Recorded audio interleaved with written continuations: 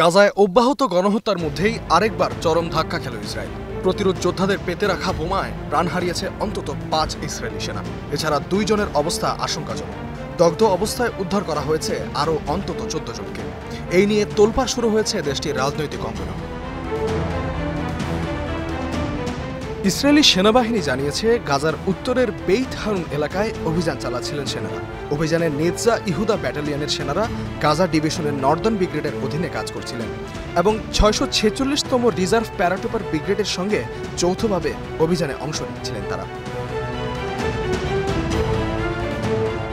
সেনাবাহিনী জানিয়েছে, প্রাথমিক তদন্তে দেখা গেছে প্রথমে একটি ইসরায়েলি সেনাদলকে লক্ষ্য করে হামলা চালানো হয়।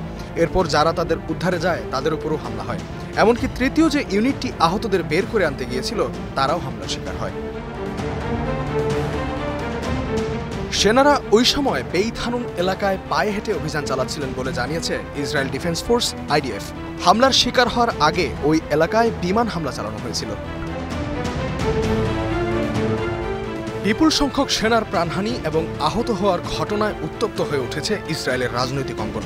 সেনা হতাহত হওয়ার ঘটনার পর গাজা যুদ্ধ অবসানের আহ্বান জানিয়েছে দেশটির বিরোধী দলীয় নেতা ইয়ার লাপিদ। এদিকে ডেমোক্রেটস পার্টির চেয়ারম্যান ইয়ার গোলান তার এক্সে পোস্ট করে বলেন, ইসরায়েলের এখনই একটি পূর্ণাঙ্গ জিম্মি মুক্তি চুক্তি বাস্তবায়ন করতে হবে। আমাদের ভাইদের ঘরে ফেরাতে হবে এবং এই যুদ্ধের অবসান ঘটাতে হবে।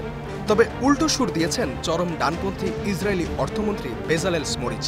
তিনি বলেন, সেনা নিহত হওয়ার বেদনা গভীর হলেও যুদ্ধ থামানো যাবে না।